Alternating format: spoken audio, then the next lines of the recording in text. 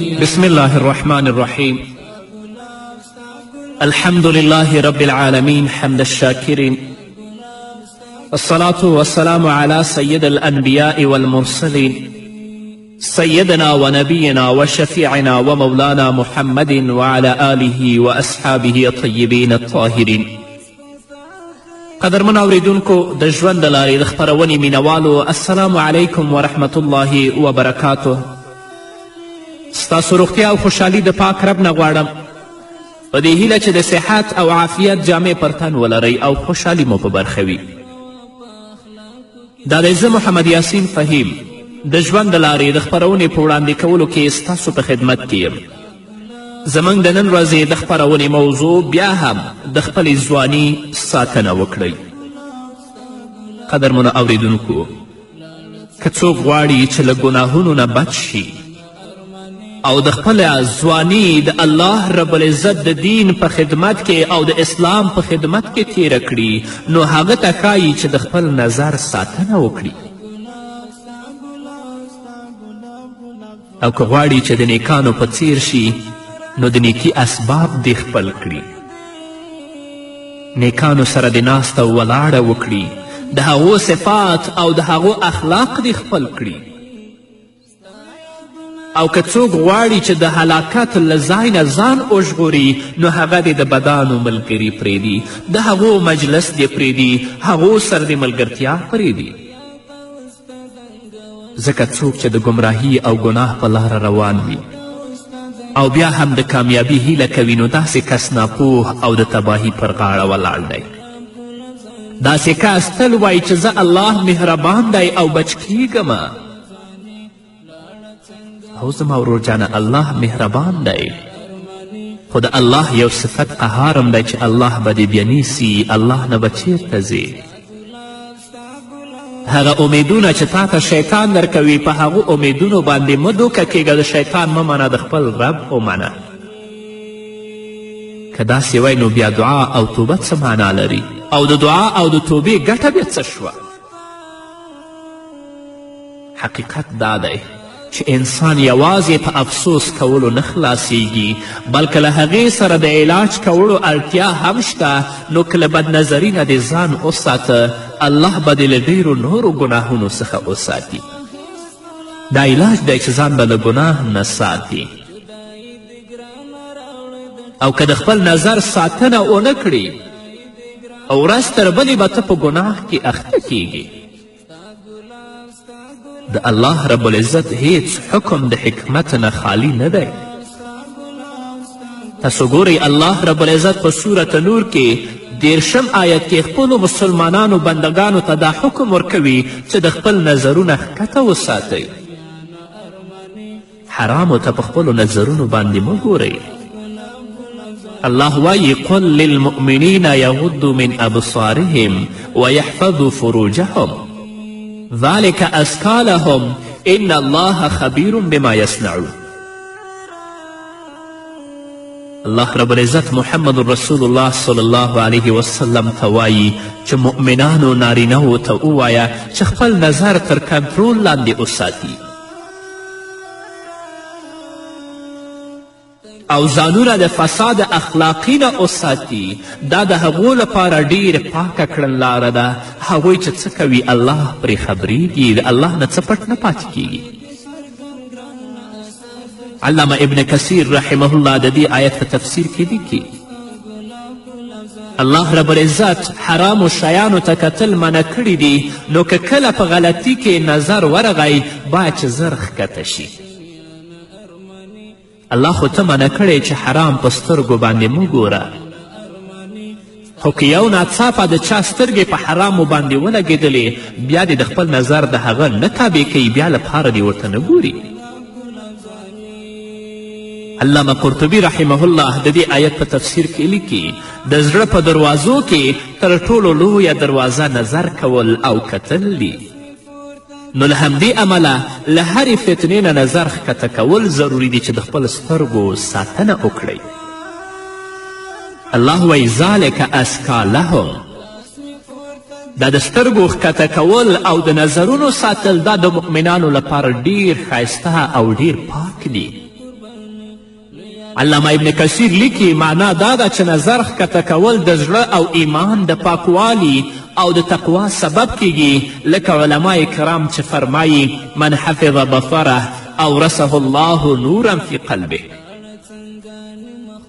څوک چې د خپل نظر ساتنه کوي الله رب العزت به یې په زړه کې نور پیدا کړي. نو چې الله دې په زړه کې نور پیدا که بیا به ته په ګناه باندې نه سمیږي. الله دې زموږ په زړونو کې نور د ایمان ته ځای ورکړي. د بخاري حدیث دی. حضرت ابو هریره رضی الله تعالی عنه د رسول اکرم صلی الله علیه وسلم نه روایت کوي چې محمد رسول الله صلی الله علیه وسلم فرمایل الله رب العزت د هر بني آدم لپاره د زنا یوه برخه لیکلې ده چې خامخا به یې کوي. د سترګو زنا کتل دي، د ژبې زنا د هغې په اړه خبرې کول دي، د نفس زنا د هغې خواهش کول دي، او په پای کې شرمزای یا د زنا تصدیق کوي او یا یې تکذیب کوي. حافظ ابن حجر رحمه الله په فتح الباری شرح د بخاري کې د دې حدیث په پای کې لیکي چې ابن بطال رحمه الله ویلی دی په دې حدیث کې ځکه حرامو لیدلو او خبرو کولو ته زنا ویل شوي چې دا دواړه د زنا لور ته حقیقي دعوت ورکوونکي دي. که کتل دي او که خبرې کول دي. الله دې په موږ رحم وکړي. نو درنو ځوانانو، مسلمانانو ورونو او خویندو، موږ او تاسو مسلمانان یو. الله رب العزت د مسلمان مور او د مسلمان پلار نه پیدا کړي یاست. په اسلامي کورنۍ او اسلامي ټولنه کې ژوند کوو. راشئ د اسلام پیغام واورئ او د اسلام پیغام هغه دی چې ما درته واوروه پې عمل وکړئ. نن خو د اسلام دښمنان غواړي چې مسلمانان په جنسي خواهشاتو کې د اخته کېدو په وسیله تباه کړي. هغه که د تصویر له لارې وي او که د تلویزیون له لارې وي او که د ډیش د لارې یا د کیبل او د نټ له لارې وي. نو مسلمان ته پکار ده چې له دې شیانو نه ځان وساتي، ځکه له اروپایي چینلونو نه به یا د فاسدو چینلونو نه به تاسو څه زده کړئ؟ په هغو کې خو له بېحیایي او فحشا پرته بل هیڅ هم نشته چې زده کړه ترې وشي. لکه نن ورځ چې په دې رسانیو کې تاسو دا سریالونه وینئ، کورنۍ فحشا ته بلي، فساد ته بلي، او حتی دې ته بلي چې د کور نه فرار وکړي وتښتي تر خلکو پسې. دا د چا مسئولیت دی؟ دا د هغه مشر پلار مسئولیت دی چې په هغې کورنۍ کې ژوند کوي. دا د هغې مشرې خور مسئولیت دی، د مور مسئولیت دی چې په هغې کورنۍ کې ژوند کوي. دا د هغه مشر رور مسئولیت دی چې په هغې اسلامي کورنۍ کې ژوند کوي چې دا د فساد منابعو او د فحشا منابعو ته په کور کې ځای ورنه کړي، تر څو زموږ خویندې او ورونه اخلاقي فساد ته دعوت نه کړي. دغو سریالونو د خلکو نه د حیا او د پردې جامه وویستله، په فساد کې اخته کړل. او که خدای مکړه چې پلار خپله ورته ناست دی، دقیقې ګوري، مونځ ورته یاد نه دی، جمع ورته یاد نه دی، د خوراک او د څکاک وخت ورته یاد نه دی، یا مور په خپله په سپین سر باندې ورته ناسته ده، د مسیانو او د زمنو خاونده ورته ناسته ده. نو د هغو کوچنیانو او ماشومانو نه به موږ څه ګیله وکړو چې په هغې کورنۍ کې ژوند کوي؟ د الله نه وویرېږئ. یو ورځ به الله رب العزت خپل حضور ته درئي، الله رب العزت به درنه پوښتنه کوي. په خپل لاس باندې ځانونه د هلاکت څاه ته مه غورځوئ. راشئ د خپلې ځواني ساتنه په دین سره وکړئ، د خپلې ځواني ساتنه په اسلام سره وکړئ، او په خپلې ځواني کې د الله رب العزت د اوامرو او د احکامو پابند شئ، تر څو چې د آخرت په ورځ د الله رب العزت د رحمت در سوري لاندې ودرېږئ. د دنیا په ژوند باندې کله هم مه دوکه کیږي، ډېر لنډ ژوند دی. محمد رسول الله صلی الله علیه وسلم چې په دې دنیا کې پاتې نه دی، بیا موتا څوک یاست؟ کاره خبره د قدرمنو اوریدونکو چې د ګناه د راکمولو لپاره د نظر حفاظت کول تر ټولو ښه لاره ده. ځکه له حرامو شیانو څخه د نظر په ښکته کولو کې ډېرې ګټې دي. یوازینۍ ګټه دا نه ده چې سړی پرې له زنا څخه بچ کیږي، بلکې ځینې نورې ګټې هم لري چې امام ابن قیم جوزی رحمه الله په خپل کتاب روضة المحبین کې ذکر کړي دي. اول دا هغه کسان چې د خپلو نظرونو ساتنه کوي، د خپل د سترګو ساتنه کوي، هغه به له افسوس کولو نه خالی وي.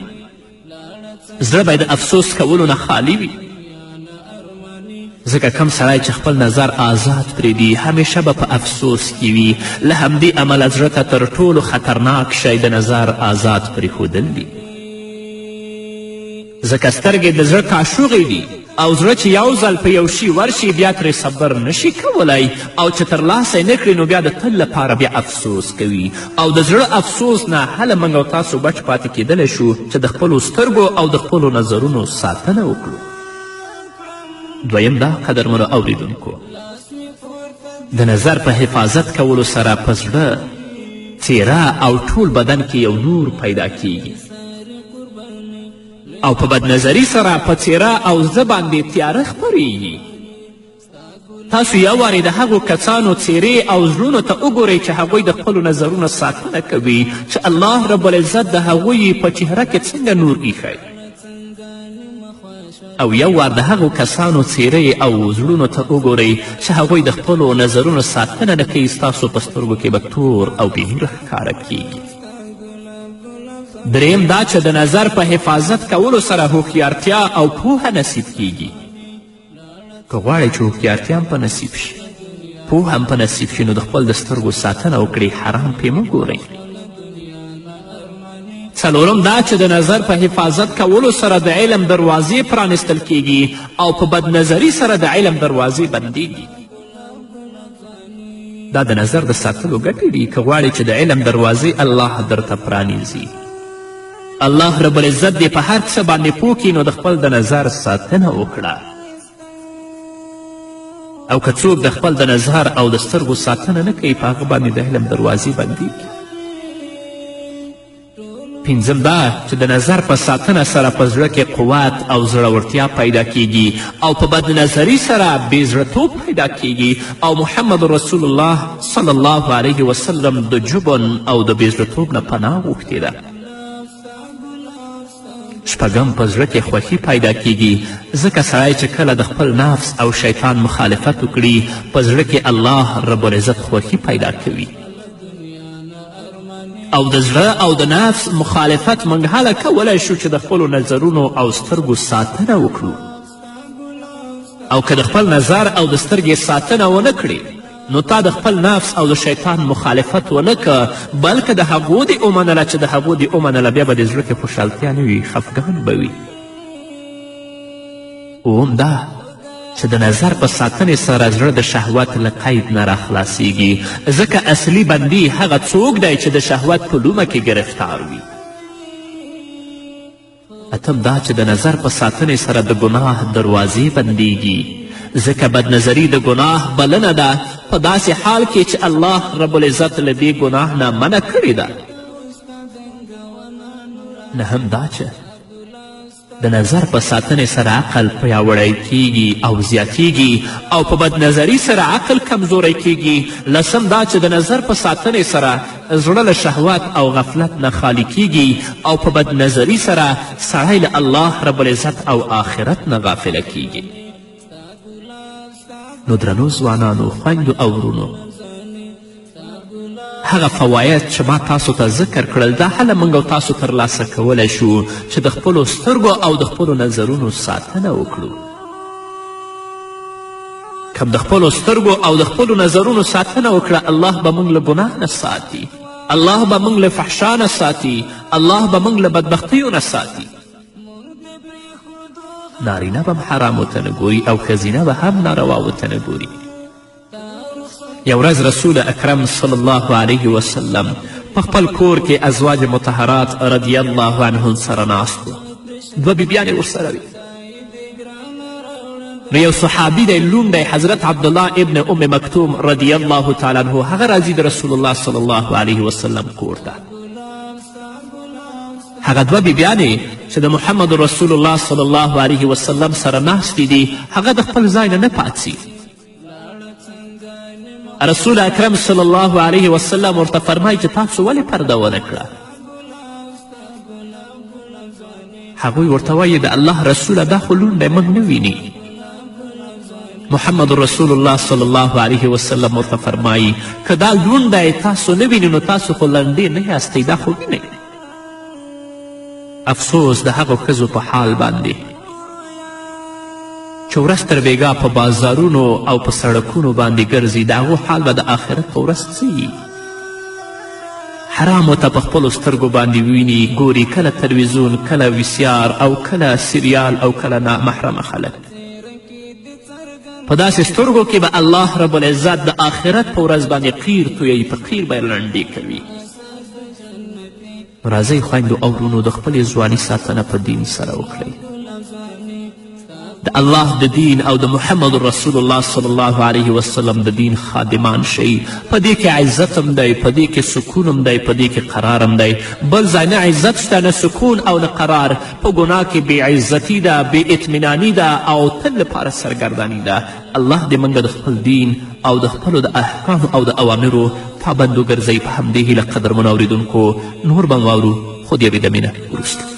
گلاب ستا گلاب گلاب زانی ستا گلاب ستا گلاب ستا گلاب گلاب زانی لاړه څنګه نیمه خوا شوله دنیا نه ارماني لاړه څنګه نیمه خوا شوله دنیا نه ارماني. قدرمنو اورېدونکو بیا هم زموږ سلامونه او نیکې هیلې ومنئ. ځینې خلک خو داسې دي چې په پوره بې پروایي سره په موټر کې سندرې اوري او موسیقي اوري او دې ته هیڅ خیال نه وي که په همدې وخت کې له کمې پیښې سره مخ شي او مړ شي نو الله ته به څه ځواب وایي. نو ته ډرېوره د الله نه وبېرېږه. د دې پر ځای چې یو فاسد شی اورې قرآن کریم واوره، د محمد رسول الله احادیث واوره په موټر کې، یا د علماو وعظ و نصیحت واوره په موټر کې چې الله به دې د آفاتو د مصیبتونو او د پیښو نه هم وساتي. که ډریور او موټروان په دې بدبختي کې اخته وي نو هغه کسان یا سرولي چې دې سره په موټر کې ناسته ده دا مسلمان دی، باید د دې نه معنی شي چې زما مسلمان وروره د دغه اورېدنه حرام دي. خدای مه کړه چې که مې پیښې سره مخ نه شو مرګ راته رانشي، الله ته به بیا څه ځواب وایو؟ الله وایي چې الله بذکر الله تطمئن القلوب. د الله په یاد سره، د الله په ذکر سره زړونو ته اطمینان او سکون حاصلیږي، روح پې خوشحالیږي. د الله په طاعت و عبادت او ذکر سره روح خوشحالیږي. د شیطاني آلاتو په اورېدلو سره روح کله هم نه خوشحالیږي، بلکې هغه روح ټکوي، وژني. نو درنو ځوانانو له الله نه وویرېږئ. راشي قرآن واورئ، یا باندې تاسو سوچ پکې وکړئ چې دا څنګه کلام دی، دا غرونه ټوټه ټوټه کوي. داسې کلام دی چې دا تیږې چووي، هغوی نه اوښکې بهیږي، خو ستا زړه داسې فاسد زړه دی چې د قرآن اورېدلو ته کله متوجه کیږي هم نه، که متوجه شي نو د هغه نه پند نه اخلي. د محمد رسول الله حدیث واوره، ته مسلمان یې. د قرآن تفسیر واوره، د علماو کرامو وعظ او نصیحتونه واوره. ته د یو مسلمان په صفت باندې اسلامي ټولنه کې ژوند کوي، الله به درنه پوښتنه کوي. الله دې موږ ته هدایت وکړي. الله رب العزت په صورت اسراء کې 4 آیت کې فرمایي واستفزز من استطعت منهم بصوتك واجلب عليهم بخيلك ورجلك وشاركهم في الأموال والأولاد وعدهم وما يعدهم الشيطان إلا غرورا. الله رب العزت شیطان ته وایي هر هغه څوک چې په خپلې بلنې سره ښویولی شي ویښویوه. د خپل سپاره او د خپل پیاده او پلي ورباندې راوله، په مالونو او اولادونو کې ورسره برخوال شه او هغوی د وعدو په دام کې ونښلوه او له دوی سره د شیطان وعدې له یوې غولونې پرته نور هیڅ هم نه دي، بلکې شیطان تل لپاره انسان دوکه کوي. نو ګرانه ځوانه دا به ستا ډېره لویه تباهي چې د الله نه منې او د شیطان منې. نو ته راته وایه ګرانه ځوانه، ته په تباهي روان یې که په کامیابي باندې؟ نه والله چې په تباهي روان یې. پرېږده د تباهي لاره، د خپلې ځواني ساتنه وکړه، د محمد رسول الله ومنه چې په آخرت کې د هغه تر څنګ په جنت کې شیطان مه منه، کنې ځان سره به د جهنم ته وکاږي. الله رب العزت همدارنګه په سورة لقمان کې 6 آیت کې فرمایي ومن الناس من يشتري لهو الحديث ليضل عن سبيل الله بغير علم ويتخذها هزوا اولئك لهم عذاب مهين. الله رب العزت فرمایي او له همدې انسانانو نه داسې څوک هم شته چې عبس خبرې اخلي او پیري چې خلک د الله له لارې په بېعلمي سره ګمراه کړي او د دغې لارې په بلنې پورې مسخرې وکړي. د دغسې خلکو لپاره الله رب العزت فرمایي سخت سپکوونکی عذاب دی. حضرت عبدالله ابن مسعود په الله قسم یادوي چې الله وایي ومن الناس من یشتري لهو الحدیث، قسم یادوي چې له دې نه سندرې او د سندرو آلات مراد. نزوانه الله دې لپاره ته نه پیدا کړی چې ته فساد اورې په منکراتو کې اخته یې. د شیطان په صف کې ځان مه دروه، راشه د محمد رسول الله په صف کې ودرېږه. د الله رب العزت د مؤمنانو او مخلصینو بندگانو په صف کې ودرېږه. شیطانی صفت د ځان نه لرې که. همدارنګه الله رب العزت په سورة نجم کې 9 آیت نه تر 2 آیت پورې فرمایي أفمن هذا الحديث تعجبون وتضحكون ولا تبكون وأنتم صامدون فاسجدوا لله واعبدوا. الله فرمایي نو آیا همدا خبرې دي چې تاسې پرې تعجب ښکاره کوئ؟ خاندئ او ژاړئ نه او په سندرو غږولو سره د هغو مخه نیسئ، سر ښکته کړئ د الله په وړاندې او بندګي په ځای راوړئ. په دې آیت کې هم سندرو ته اشاره شوې او د مشرکینو دا صفت پکې بیان شوی چې کله به قرآن لوستل کېده دوی به سندرې غږولې. نن هم د جوماتونو نه د الله اکبر، د اشهد ان لا اله الا الله، د اشهد ان محمد رسول الله او د حی علی الصلاة او حی علی الفلاح نعرې پورته کیږي. اما ظالمانو د خپل ټیپونه یا په موټرو کې یا په دوکانونو کې یا په موبایلونو کې او یا په هوټلونو کې پورته کړي د الله نه نه ویریږي. دا د مشرکینو صفت و. الله دې په موږ باندې رحم وکړي. یا ور خپل اعمالو ته متوجه شي. وګورئ چې په کومه باندې موږ او تاسو روانو او څه کوو. زه تاسو ته ستاسو د واړه ورور په صفت باندې سپارښتنه کوم چې په دنیا کې څو ورځې محدود ژوند لرئ، په دې کې د خپل رب د خپل ځان نه راضي کړئ. د خپلې ځواني ساتنه په دین سره وکړئ، په اسلام سره یې وکړئ، په قرآن سره یې وکړئ. هیله ده چې الله به د عزت ژوند درکړي، د دې ذلت نه به الله موږ وساتي. نن ورځ چې د مشرکینو او د دوی د مفسدینو غلامانو لاسونه زموږ په وینو باندې سره دي، وجه څه ده چې موږ د الله د دین نه مخه ګرځولې. نه راشئ د خپلې ځواني ساتنه د الله په دین سره وکړئ، د الله د دین خادمان شئ. په همدې هیله قدرمنو اورېدونکو دا وه زموږ د نن ورځې خپرونه چې ستاسو درانه حضور ته وړاندې شو. تر بلې خپرونې پورې چې زه بیا هم ستاسو درانه حضور ته راځم، تاسو ټول په پاک رب